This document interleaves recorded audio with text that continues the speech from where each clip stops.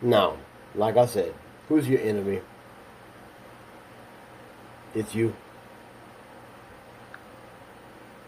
Your enemy is you. The worst friend you have is yourself. The most reliable path to failure is the path you live every day without changing, without stopping to figure out why you keep failing. None of you stop to see what choices you could make to have a better life. None of you reason spiritually to see that your honor's gone by the lies of your forefathers. The only truth you have is your born life. The only spiritual salvation you have is your born nature. That's all. The only creator you have is the creator within. Our creator doesn't live in the Malacanang, in the churches, in the diocese, in a nun. Cubaloid doesn't have a red phone calling the Father every day. But I promise you, your repetitive life of failure, because you're grounded in the world, of the world, you've become so heavenly minded, you are of no earthly good. No. That's empirical truth. That's a truth you can't run from. You have to face the fact that you've been misled. You've been lied to. Our Creator, our Father, doesn't work at a junkyard. You are not garbage. You are a misdirected, unreconciled with oneself, living failure. I don't care how many degrees you have, how much money you have. I don't care how many times you prayed, how many times you've been buried in water, covered in oil. I don't care how many times you talked in an unknown tongue, lakara mashanda lo wakatara. Unless you are who you're born to be, unless you have a clear inner standing, unless you know that you know your divine creator in your heart, you have nothing. You're a useless human. The only value you have, real value, is when you're allowing the expression of the inward creativity of our loving Creator to come through your life. Miracles do not come to a cursed vessel. Miracles, divine heavenly realities, do not manifest in the life of an idiot, in the life of an obedient religious moron. Miracles happen when you let go and you stop and you just look and reason with reality. You are much better than settling and living a second-class life as an obedient, useless slave to something that died a long time ago. The origin of all of your faith, all of your institutions, all of your devotions, all of your doctrines comes from stealing, killing, destroying, rape. It's called the Crusades, people. There's no God in crusade. There's no God in the suffering of children. There's no God in war. There's no God in your ignorance. There's no power, there's no deliverance in a mentality that is bent to die.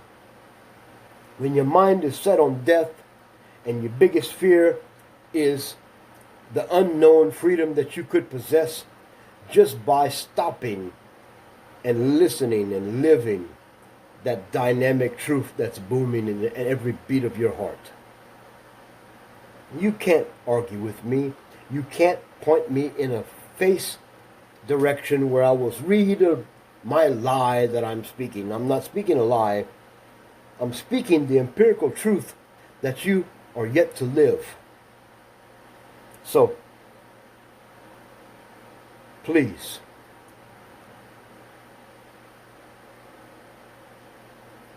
think about this. Is it a hat? You like my hat? Don't live in fear. The Filipinos here. Ano ko buhay?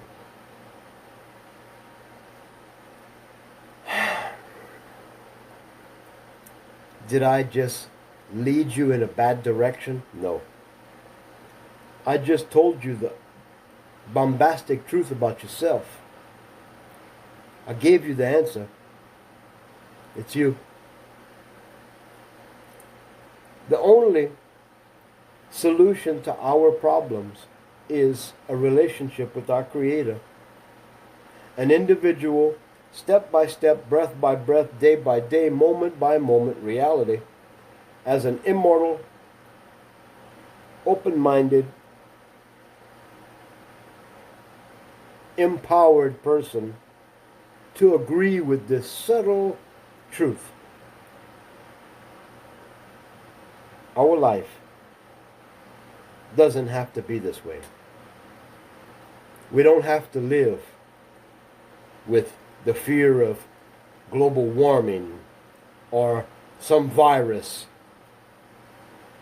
We don't have to live in fear of a country or another religion or another group of people. We do have to live in fear of our own lack of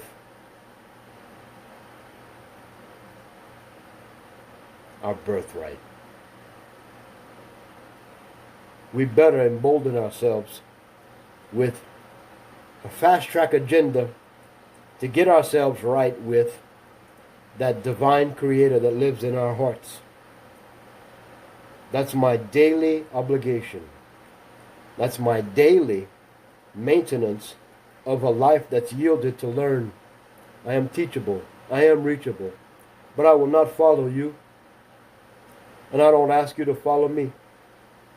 But if we can walk together, immortal, full of love, producing life, producing results.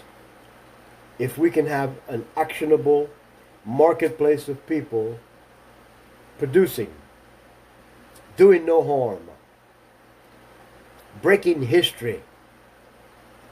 The church needs to rot and fall in the volcano. All of them. Our divine nature needs to rise up like a hallelujah chorus and never stop. The world would change like that if we change. We're limited by ourselves. We're limited by our ability to do what must be done. But the unique thing about it is it's only you that has to do it. Nobody has an answer for you. Nobody's going to walk into your life and save you. Nobody. He's not going to have a sword coming out of his mouth. He's not going to give you 72 virgins. But I'll tell you what. If you start growing your own food and you start looking like an ignorant fool every day, if you stop living the insane lives we live by learning from our mistakes, the answer is very bold within you. It's called clear sight. It's called stop, observe, and make a choice based on not failing again. If you go to the same church, you cross the same door, you sit in the same aircon or lack thereof, listening to the same reprobate, begging for your money, talking about things that come from the history of death, destruction, rape, stealing and killing, Because that's where church comes from. That's where the word God comes from. You spell it backwards, it says dog. Okay? If you repeat your same life, trying to solve the problems of your life by going to that spiritual answer, you will surely die lost. But you have one promise: you'll be with the Father. You're not going to hell. That's a lie.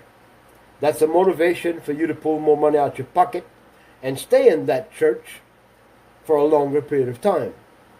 But the competition is very fierce in the religiosities of the world. They want you. They want your time. They want your devotion.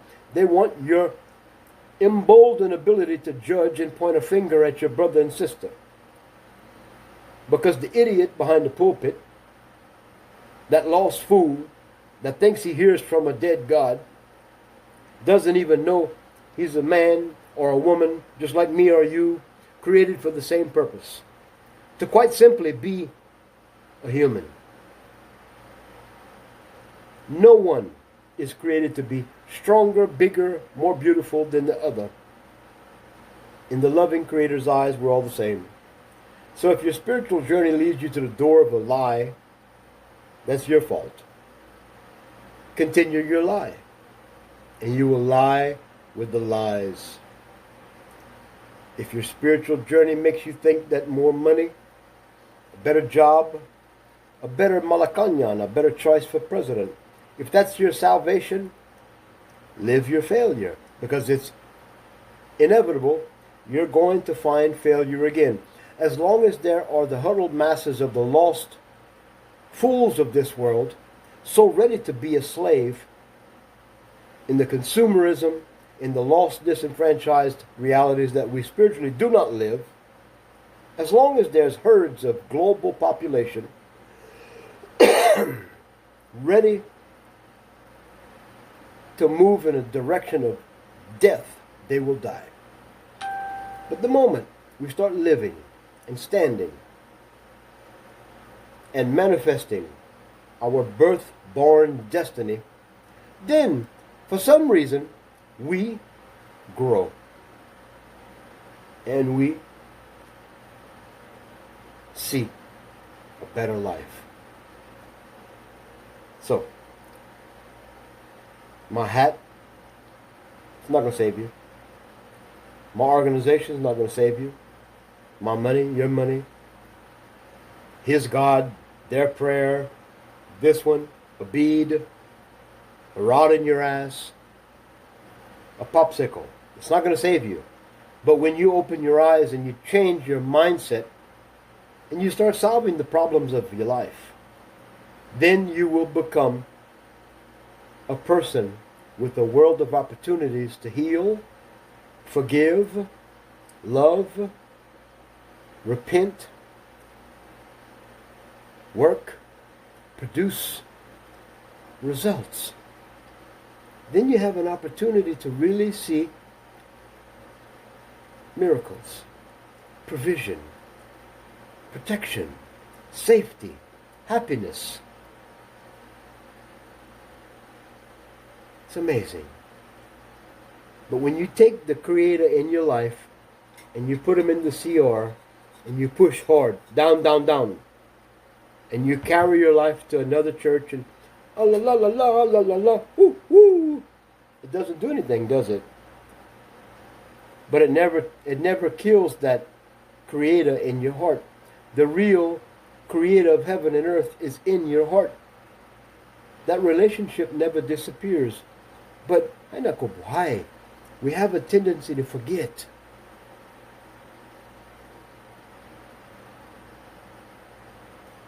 So, I challenge all of you. Solve your problems. Open your eyes. Tell the Malacanang you are tired of Bong Bong allowing these children to go missing. Tell the Malacanang, tell Bong Bong, Mr. Ding Dong the Bong Bong, the disrespected president, You tell that man, that boy, about the CIA. You tell him and remind him about General Smith, guilty of, well, the blood of 3 million Ilocano. General Smith. You tell that ding dong, that idiot in the Malacañang with the yellow-tarred wife, you tell him enough is enough. It's not about the price of rice. It's not about the threat of war. It's about the fact that all of you thought you were electing the son, the emboldened son, the passed down greatness of Ferdinand Marcos, and all you did is impart on the shadow of Tete Digong's hard work. All you did is lay down the broken vibrator of oligarchy, the puppet boy of disrespect, to allow the Philippines to become an emboldened lapdog puppet nation again, where all of the machinations of the elite few that steal, kill, and destroy in real are having fun. Thanks to Bong Bong, thanks to you, you thought you were electing a hero's son. When you found out, you're getting the byproduct of George, an endless name, Gorge, Orge, a name of a reality that doesn't have any bearing, that doesn't have any purpose other than to just go with the flow, play a flute, say, I'll cook quite well. You know, we can't blame the failure of the hero's son on the father.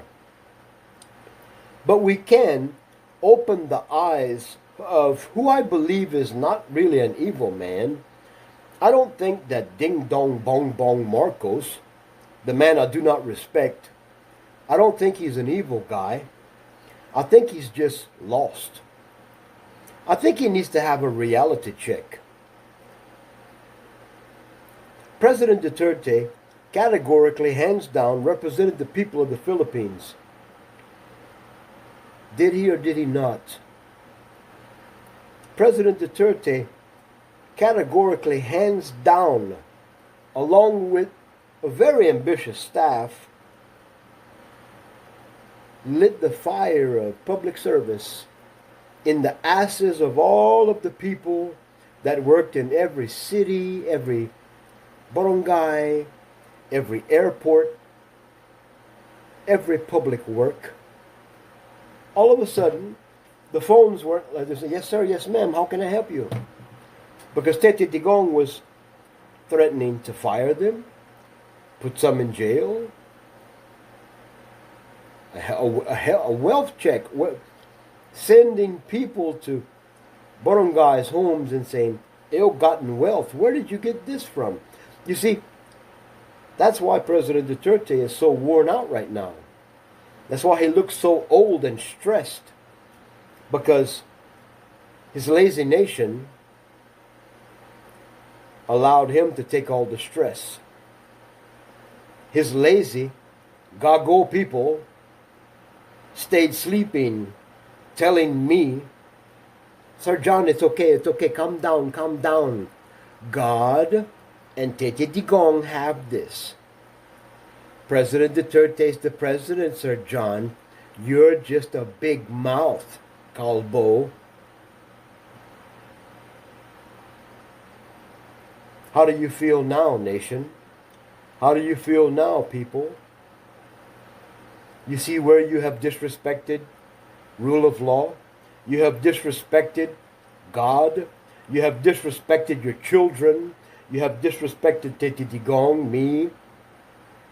The truth will never be destroyed by your lies, people. The courage of good men and women will never be destroyed by your coward lives. Just because I speak the truth, President Duterte spoke the truth, and the truth is still the truth, doesn't mean you have the right to live your life, which is basically insanity, and just talk about in your maritis maratas, why is the rice so high? Why are so many children being taken? Why is this Calvo opening his mouth again?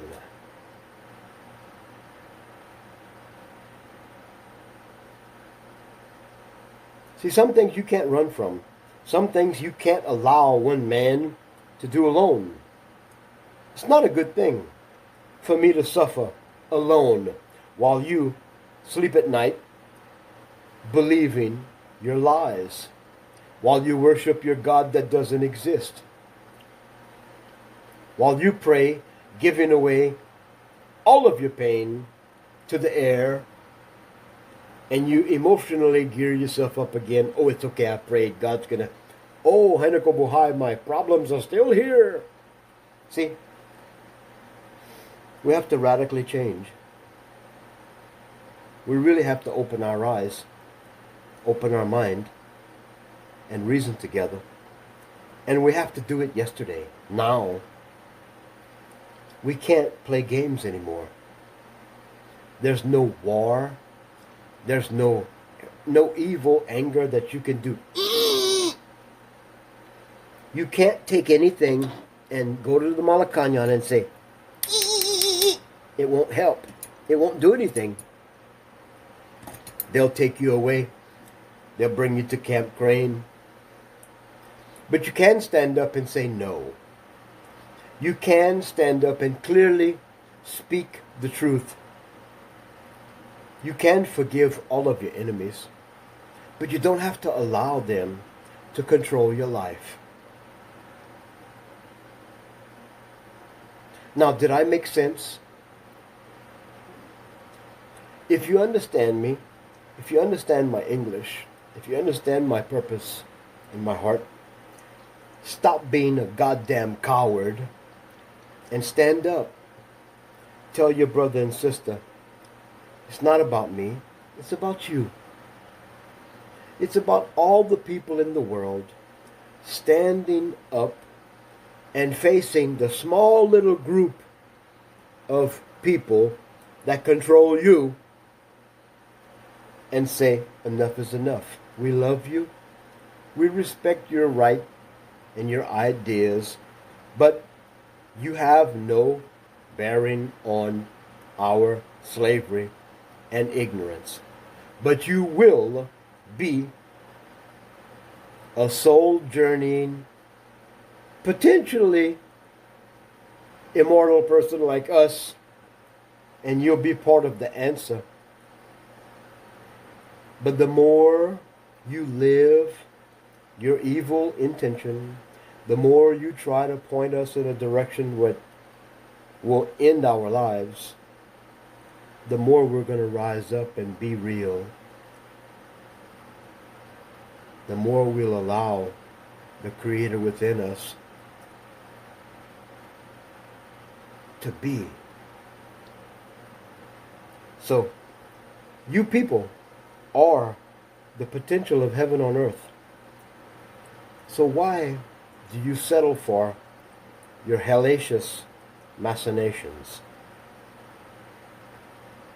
I want to know. It's time for us to be vibrant. It's time for us to change. And it's time for us to stop being asshats. You see, this is not an asshat, but I'm not exactly going to walk around the city. Don't worry, I'm Filipino and I'm here to help you. It's not going to do a damn thing for me. This is a cherished part of my life. It's a treasure. But it's not something I'm going to be out of balance with. I'm not going to go around my city trying to be Superman. But I'll be damned if I'm not going to try again, and no to reach you. Try to get that creator in your life, that divine reality you're not living, you're not embracing. You have a power in your life, a happiness, a mentality that will free you to be the real you. So when are you going to be vibrant? When are you going to have the social fidelity, the clarity to be united and be that vibrant star? When will you be part of that actionable marketplace of heavenly destined people? That's what I want to know. What will it take to trigger the change of your life? Don't allow your suffering and pain to drive you to a place where you see that you've been denying the real creator in your life. Stop and think for a moment. Take the scales off your eyes. Open your mind. And find somebody to reason with. Because it's not about church people. It's not about God. It's not about Jesus. It's not about Islam, Muhammad, Buddha, Hare Krishna. It's about you. It's about our children. It's about a better day. It's about a world that used to exist without all of this foolishness. There was a world where the creation created and lived in peace. There was no harm, no rape, no war, no pain, no prayers, no hoping, no dying. This is all our fault. We must break this cycle. Will you? Will you? That shouldn't be a big question. Nobody's going to save you. Nobody's coming to help you. But heaven and earth will move for you when you're a yielded vessel. Think about this. If you are open, if your life is open for God to move through you, He will. And that's about all I have to say. Have a good day, a good night. Let's change. Because we are going to be the only living epistle, the only living book, the only living temple of life, if we live it, that someone will see. The greatest way to teach and lead is by example. So, let's do it. Bye for now.